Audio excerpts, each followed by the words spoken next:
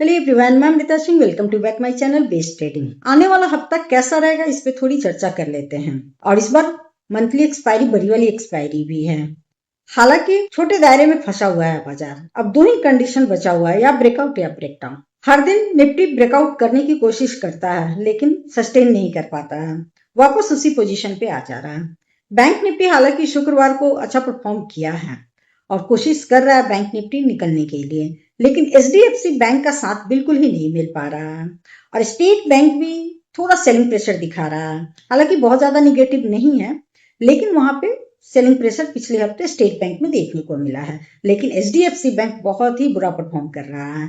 52 week लो 715 और 732 गया है। 15 पॉइंट चले हैं पूरे एक हफ्ते में। वहीं एक्सिस बैंक और आईसीआईसी बैंक और कोटक बैंक में खरीदारी देखने को मिली है पिछले हफ्ते। रिलायंस की बात करूं तो रिलायंस एक दिन पॉजिटिव होता है, एक दिन नेगेटिव, एक दिन पॉजिटिव, एक दिन नेगेटिव, बिल्कुल सुस्त पड़ा हुआ है। आईटी की बात करूं तो आईटी पिछले महीने अच्छा परफॉर्म कर चुका है और इस महीने भी चला है, लेकिन अब वहां पे भी हायर लेवल से थोड़ी बहुत सेलिंग प्रेशर देखने को मिल रही है। मिड कैप आईटी में अच्छा परफॉर्मेंस देखने को मिल रहा है। मिला जुला कर वहां पे है कि कभी 4 दिन पॉजिटिव तो रहता है आईटी, लेकिन एक दिन कभी निगेटिव भी करता है, जिससे निफ्टी पे इफेक्ट पड़ता है। रिलायंस का साथ मिल ही नहीं रहा है, आईटी का भरपूर साथ नहीं मिल रहा है। हाँ, 4-5 दिन कभी कभी पॉजिटिव हो जा रहा है, लेकिन एक होता है ना कि वन साइड चलना, तभी तो निफ्टी ब्रेकआउट कर पाएगा और आगे की ओर निकल पाएगा। वो सिचुएशन कंपोनेंट की तरफ से नहीं मिल पा रहा है। बैंक निफ्टी कितना साथ देता है अब ये देखने वाली बात है। और ऐसे बहुत से स्टॉक है जो कि अपने न्यू हाई की तरफ जा चुके हैं, लेकिन उससे इंडेक्स पे इफेक्ट नहीं पड़ता है। जैसे आप डिक्सन की बात करो, डिक्सन हर दिन अच्छा परफॉर्म कर रहा है, पॉजिटिव ही है वो। वैसे टाइटन की देखूं तो टाइटन भी पॉजिटिव है। और बात करूं एल्युमिनियम स्टॉक की तो वहां पे भी खरीदारी देखने को मिली है। तो स्टॉक स्पेसिफिक देखा जाए तो बहुत सारे स्टॉक अपने हायर लेवल के करीब है, लेकिन सिर्फ इंडेक्स वाले स्टॉक में ही परेशानी देखने को मिल रही है। तो चलिए एक बार निफ्टी का चार्ट एनालिसिस करते हैं कि आने वाला हफ्ता कैसा रहेगा।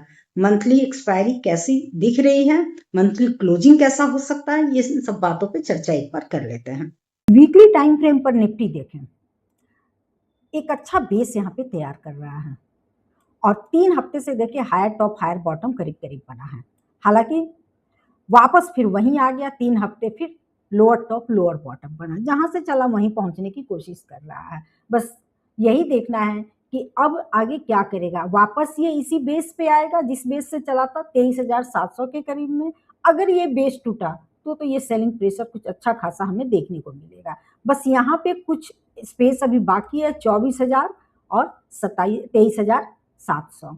तो ये इंपॉर्टेंट जोन है यहाँ पे। अगर वापस आना हो तो फिर बेस बनाएगा और बेस बनाकर ऊपर जाएगा। वीकली में कुछ ऐसा दिख रहा है। मंथली की बात करूं तो मंथली में भी बहुत अच्छा पैटर्न आपको मैंने पहले भी यहाँ पे एक स्ट्रक्चर बनाकर दिखाया था। मंथली में कुछ ऐसा बन रहा है, राउंडिंग पैटर्न बन रहा है, बेस बना रहा है, फिर वापस अपसाइड जा रहा है, फिर बेस बना रहा है, फिर वापस अपसाइड गया। अब ये देखो क्या कर रहा है, कुछ इस तरह का पैटर्न मंथली में दिख रहा है। तो कुछ अच्छा पैटर्न दिख नहीं रहा है यहाँ पे।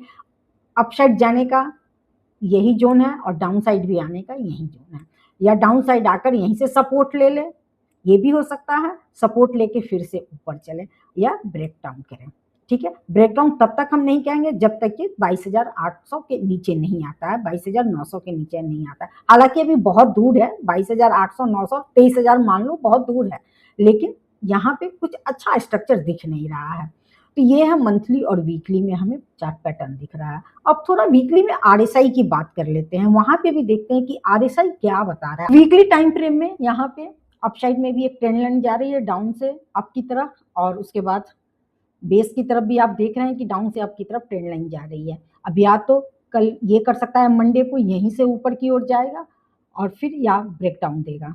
दो चीजें यहाँ पे देखने को वीकली में मिल रही है। बात करूं मैं आरएसआई की, तो आरएसआई में आपको यहाँ पे क्लियर दिख रहा है कि आरएसआई एक बार लोअर लेवल पर आया और यहाँ पे बार बार आरएसआई रेजिस्टेंस ले रहा है। जैसे जैसे ये ऊपर की ओर जा रहा है वैसे वैसे ये भी आप देखो मोमेंटम बहुत स्लो कर दिया है। यहाँ पे अप डाउन कर रहा है। 3 हफ्ते से मैंने बताया कि ऊपर चला, फिर 3 हफ्ते से नीचे चला, तो यहाँ पे एक रेजिस्टेंस आरएसआई बना रहा है।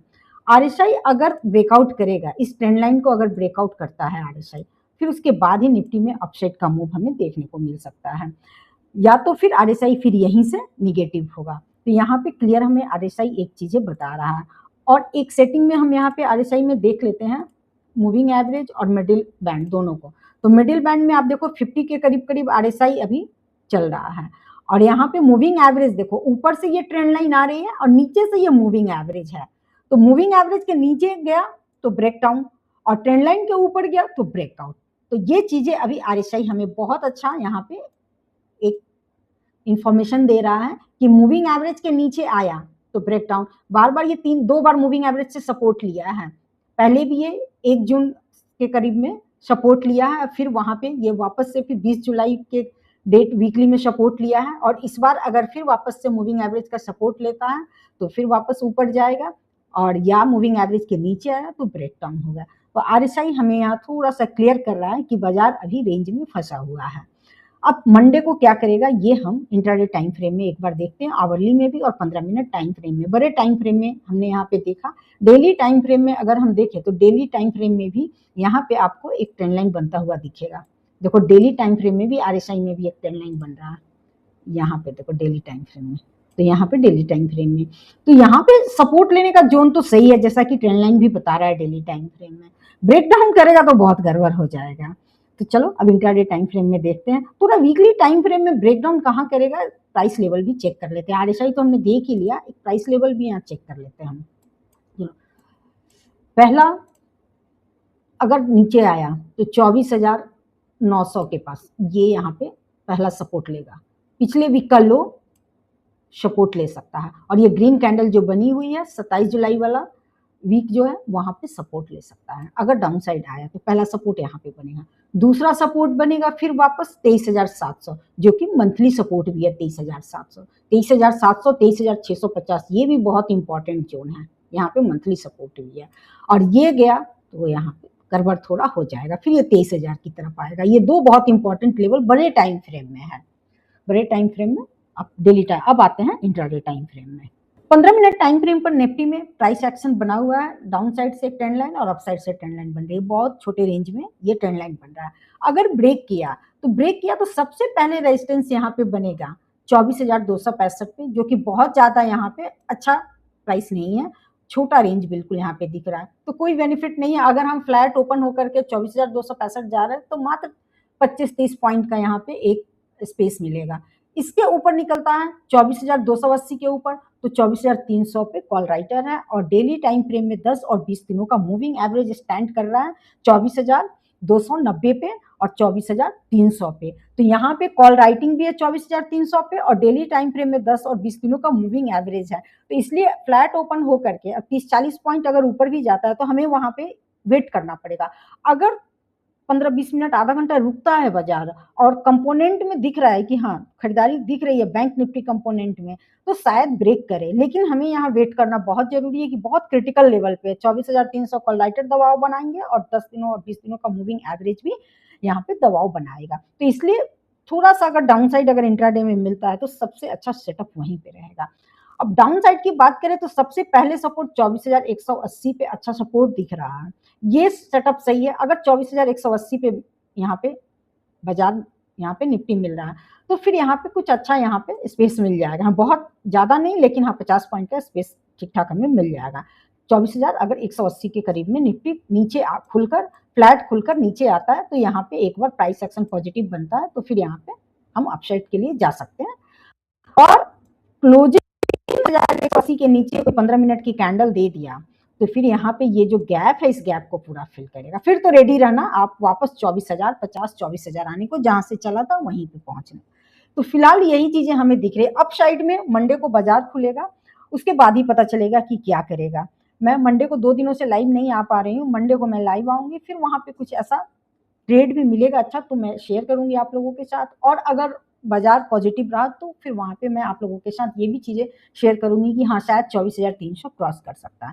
फिलहाल स्ट्रक्चर वैसा दिख नहीं रहा है, सेटअप वही अच्छा रहेगा। खुलने के बाद अगर डाउन साइड आता है या गैप डाउन ही ओपन हो या फ्लैट ओपन होकर थोड़ा नीचे आता है 24,180 के करीब में, तो बेस्ट सेटअप यही रहेगा। और 24,180 के नीचे अगर कैंडल क्लोज कर दिया 15 मिनट की कैंडल, तो फिर यहाँ पे आपको गैप फिल दिखेगा। फिलहाल यही सोमवार के बाजार में हमें दिख रहा है। तो इस तरह से हमें कामकाज करना है।